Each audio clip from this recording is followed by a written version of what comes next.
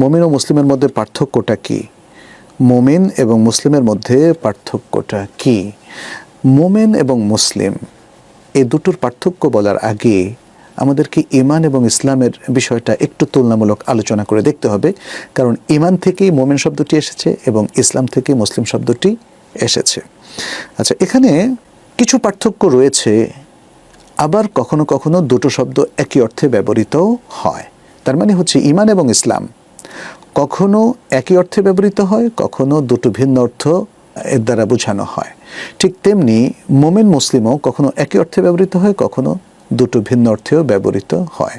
নিয়মটা কি, কায়দাটা কি? এখানে চমৎকার একটা কায়দা আমাদের ওলামায়ে কেরাম বলেছেন যে আন্নাহুমা ইযা ইজতামা ইফতারাকা ওয়া ইযা ইফতারাকা ইজতামা।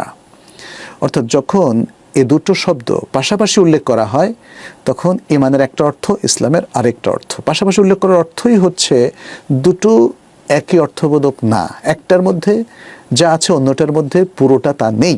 সেজন্যই হয়তো দেখা যাচ্ছে যেমন কোরআনে আল্লাহ সুবহানাহু ওয়া তাআলা দুটি উল্লেখ করলেন। আবার যখন আলাদা আলাদা উচ্চারণ করা হবে, যেমন কেউ বলল যে ঈমান, আপনি ঈমানদার হওয়ার চেষ্টা করেন, ঈমান আনুন, হ্যাঁ, তখন ঈমান বলতে ঈমান ইসলাম দুটোকে বোঝাবে।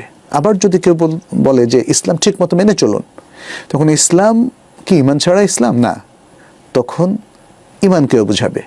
অর্থাৎ যখন শুধু ঈমানকে উল্লেখ করা হবে তখন ইসলামকেও এর অন্তর্ভুক্ত রাখা হবে, আবার যখন শুধু ঈমান বলা হবে তখন ইসলামকে এর অন্তর্ভুক্ত রাখা হবে। ইসলাম যখন বলা হবে তখন ঈমানকে এর অন্তর্ভুক্ত রাখা হবে।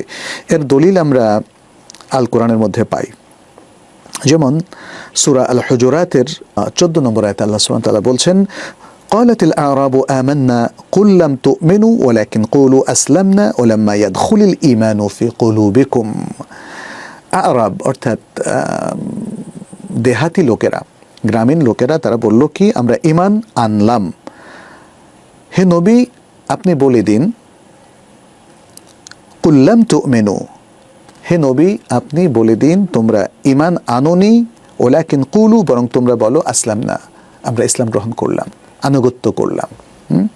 ওয়ালাম্মা ইয়াদখুলিল ঈমানু ফি কুলুবিকুম, বরং ঈমান এখনো তোমাদের অন্তরে প্রবেশ করেনি। তাহলে তারা যে বলল ঈমান আনলাম, আল্লাহ বললেন বলে দিন না ইসলাম গ্রহণ করলাম, এটা বলো, এটা ঠিক আছে। তার মানে হচ্ছে ঈমান আনলাম আর ইসলাম গ্রহণ করলাম দুটো এক জিনিস না। কারণ ইসলাম গ্রহণ করলাম এটার দ্বারা এখানে উদ্দেশ্য হচ্ছে তারা প্রকাশ্যে আনুগত্য পোষণ করলো, বাট ভেতরের ঈমান তারা আসলে পোষণ করছে না। সেই জন্যই কোরআন এখানে বলছে ওয়ালাম্মা ইয়াদখুলিল ঈমানু ফি কুলুবিকুম, ঈমান এখনো তোমাদের অন্তরে প্রবেশ করেনি। তাহলে তোমরা ইসলাম নিয়েছো, ইসলাম গ্রহণ করেছো সত্য, বাট ঈমান তোমাদের অন্তরে ঢোকেনি। তাহলে বোঝা গেল এখানে ঈমান আর ইসলামের মধ্যে এই আয়াত পার্থক্য সূচনা করেছে এবং পার্থক্য নির্দেশ করছে। কিন্তু যখন শুধুমাত্র ইসলামের কথা বলা হয় কোরআনের মধ্যে অথবা ঈমানের কথা বলা হয়, তখন অন্যটাকেও সে অন্তর্ভুক্ত করবে। যেমন আল্লাহ সুবহানাহু ওয়া তাআলা সূরা আলে ইমরানের 19 নম্বর আয়াতে যখন বলছেন ইন্নাদ-দীনা ইনদাল্লাহিল ইসলাম, নিশ্চয় আল্লাহর কাছে দিন হলো ইসলাম। তার মানে হচ্ছে এখানে ঈমান ব্যতিরেক ইসলাম এটা বোঝানোর উদ্দেশ্য নয়, বরং ঈমান সহ ইসলামটাই এখানে বোঝানোর উদ্দেশ্য।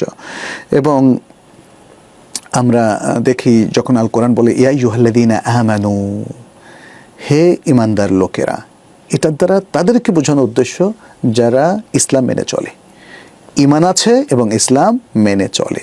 তাহলে কায়দা সেটাই যে যখন শব্দ দুটো আলাদাভাবে উল্লেখ করা হবে তখন দুটোকেই বোঝাবে, আর যখন শব্দ দুটো একসাথে আসবে কোনো একটা বাক্যের মধ্যে, কোরআনের নাসে অথবা হাদিসের মধ্যে, তখন ঈমান দ্বারা অন্তরের ভেতরে যে ঈমান আমরা পোষণ করি সেটাকে বোঝাবে, আর ইসলাম দ্বারা বাহ্যিক যে ইসলামী আমলগুলো আছে সেটাকে বোঝাবে। এই হচ্ছে পার্থক্য। মূলত আমরা মুমিন হিসাবে অথবা মুসলিম হিসাবে আমাদেরকে অন্তরের ঈমানও পোষণ করতে হবে এবং এই ঈমানের দাবি অনুযায়ী ইসলামের যতগুলো আরকান আছে, ফরজ ওয়াজিব আছে, জরুরি আমল আছে, নিদেন পক্ষে মিনিমাম সেগুলো আমাদের পালন করতে হবে।